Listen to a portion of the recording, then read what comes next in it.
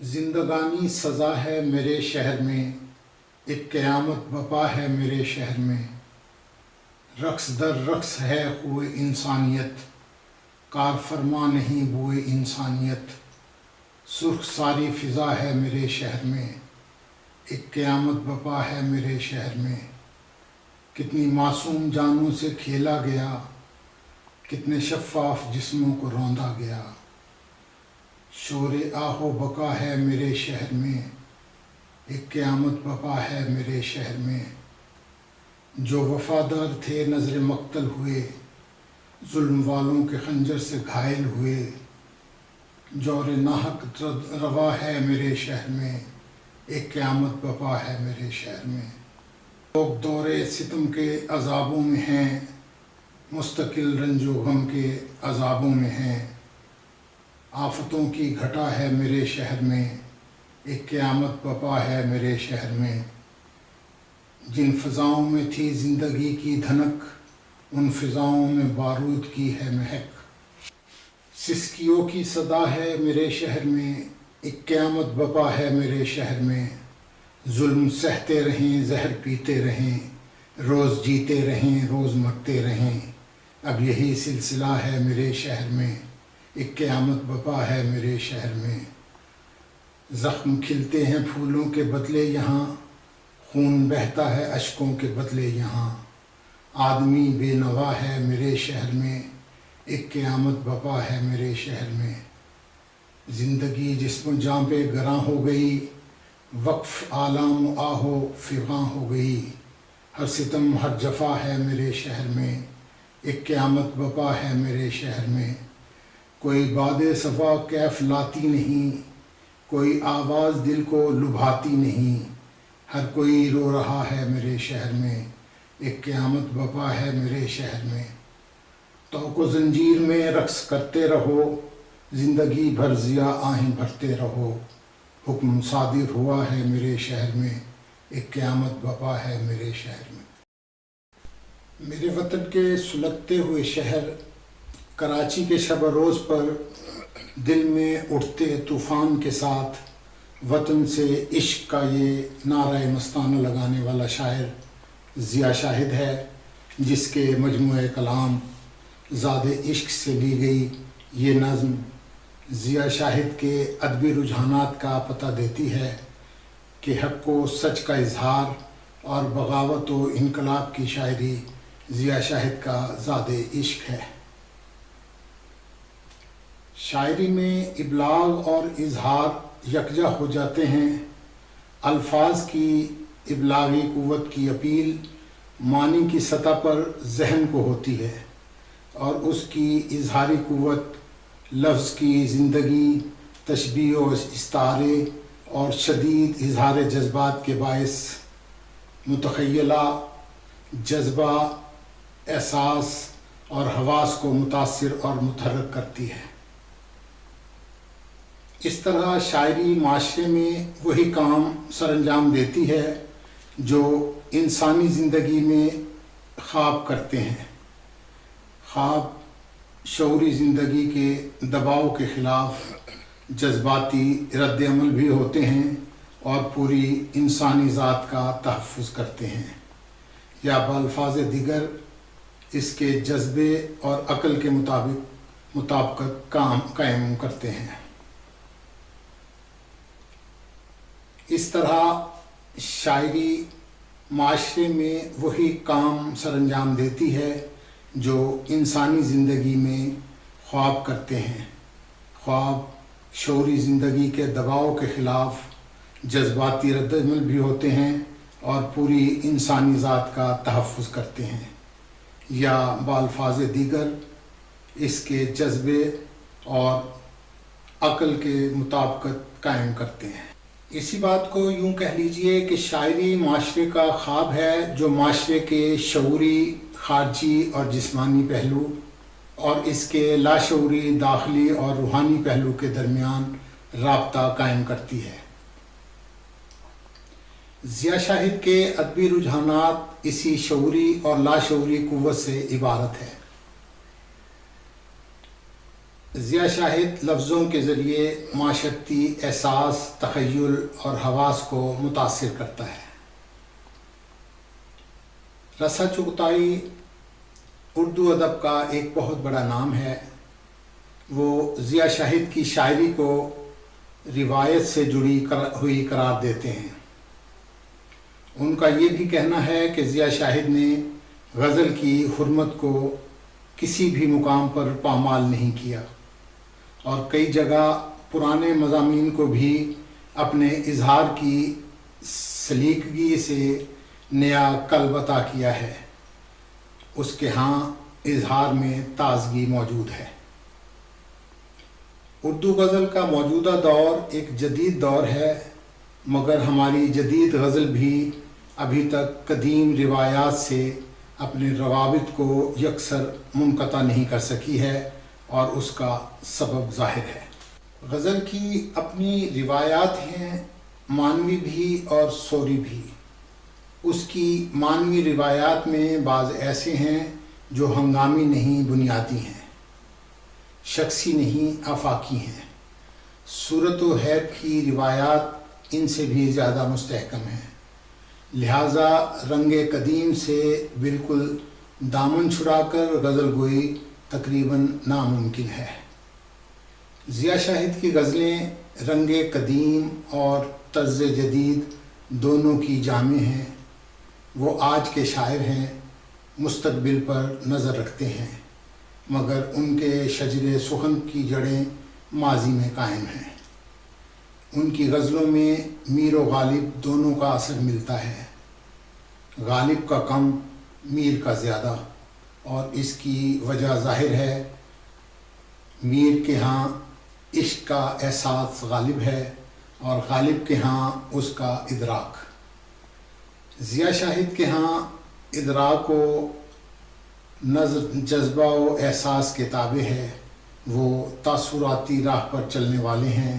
ان کے احساسات میں ان کی شخصیت کا عمل نمایاں ہے، اور اسی نے قدامت کو جدت کی شکل میں ڈھال دیا ہے۔ رسا چغتائی نے اسی لیے ضیاء شاہد کی شاعری کو روایت سے جڑی قرار دیا ہے۔ غزل چونکہ ایک داخلی صنف ہے، اس لیے اس میں انفرادیت زیادہ عمل کرتی ہے۔ انفرادیت کا یہی جوہر ضیاء شاہد کی زیر نظر غزلوں میں نمایاں ہے۔ انفرادیت کا جوہر لیے ضیاء شاہد کی شاعری سے چند اشعار دیکھیے۔ پھول آتے تھے جہاں سے میری خاطر اکثر، اب وہاں سے میرے احباب کے سر آتے ہیں۔ اٹھ رہے ہیں آج طوفان چار جانب سے ضیاء، یہ جہان آب و گل زیر و زبر ہونے کو ہے۔ ایک جہان رنگ و بو کی دلکشی خطرے میں ہے، تیرگی در تیرگی ہے، روشنی خطرے میں ہے۔ جدھر دیکھو ادھر شام غریباں، جدھر دیکھو ادھر ماتم بپا ہے۔ امیر شہر سے پوچھے تو کوئی، ہمارا شہر ہے یا کربلا ہے۔ اس نے ہم سے قفس بھی چھین لیا، جس سے مانگا تھا آشیاں ہم نے۔ جیسا کہ میں نے ابتدا میں کہا کہ ضیاء شاہد کی زیر نظر شاعری بغاوت اور انقلاب کی شاعری ہے، اور ضیاء شاہد لفظوں کے ذریعے معاشرتی احساس اور حواس کو متاثر کرتا ہے، میں اسے جالب ثانی کہنے پر مجبور ہوں۔ اب سجاؤ شوق سے تم محفل دار و رسن، وقت کے ماتھے پہ لکھا جا چکا ہے انقلاب۔ ختم ہونے کو ہے فرسودہ نظام زندگی، قوم کی قسمت میں لکھا جا چکا ہے انقلاب۔ دیکھ لی ہم نے ہزاروں کوششیں کر کے ضیاء، دیکھ لی ہم نے ہزاروں کوششیں کر کے ضیاء، مسئلوں کا ایک ہی حل رہ گیا ہے انقلاب۔ معاشرتی، سماجی اور سیاسی ظلم کے خلاف انفرادیت، جدیدیت، جذباتیت اور احساسات سے بھرپور شاعری ضیاء شاہد کو دوسروں سے نہ صرف ممتاز مقام دلا رہی ہے، بلکہ اگر میں یہ کہوں کہ وہ آج کے شاعر انقلاب ہیں تو بے جا نہ ہوگا۔ کالم کے اختتام پر آئیے ضیاء شاہد سے کچھ کلام سنتے ہیں۔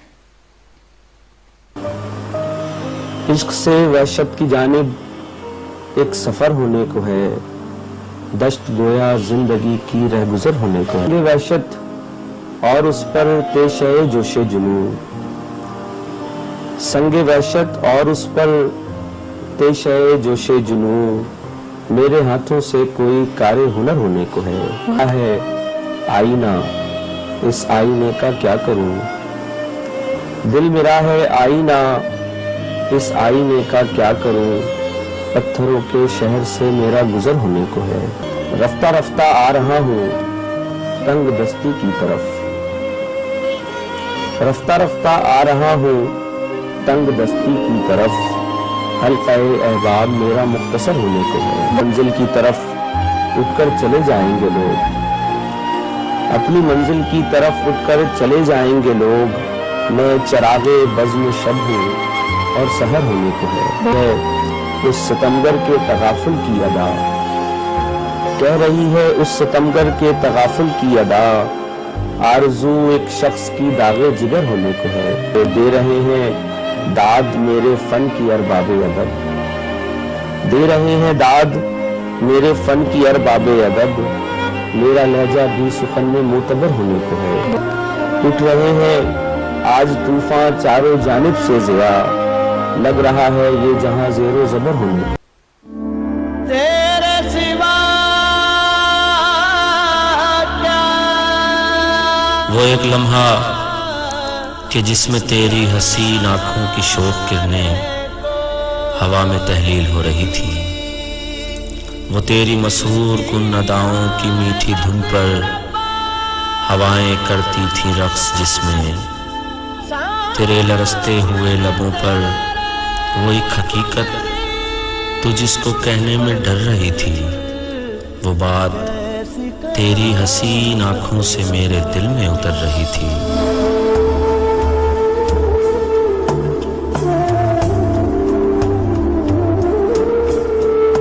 میں وہ کس طرح سے کروں بیان جو کیے گئے ہیں ستم یہاں،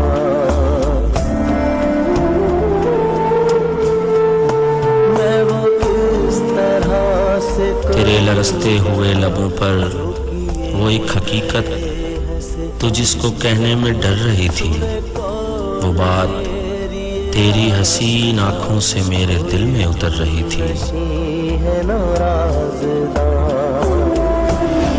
معافی تو مانگ چکا ہوں تم سے میں، جو تھا جھوٹ بنا سچی، کوئی بہنوں کی رانی تو نہیں تھی کہ میں نے تم کو اتنا بڑا دھوکہ دیا۔ کھولی میں نے مگر زبان،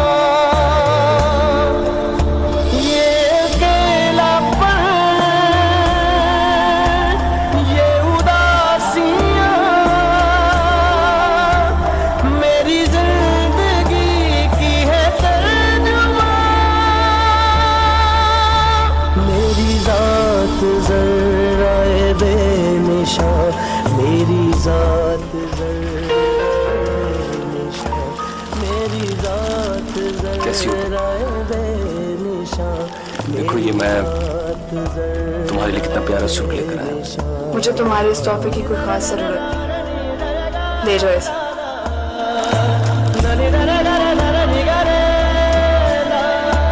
کبھی سونی صبحوں میں گھومنا، کبھی اجڑی شاموں کو دیکھنا، وہ ایک لمحہ کہ جس میں تیرا خیال دل میں وصال بن کر مچل اٹھا تھا، وہ ایک لمحہ جو مجھ کو میری ہر ایک خوشی سے عزیز تر ہے، وہ ایک لمحہ ہر ایک لمحے سے معتبر ہے۔ کبھی بیتے لمحوں کو سوچنا،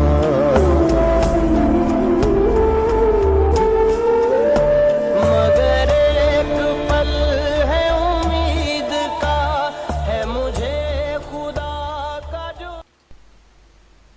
सज्जा सिद्दीकी को इजाज़त दीजिए एक नए अदबी चेहरे और एक नई किताब के साथ फिर हाजिर होंगे। अल्लाह हाफ़िज़।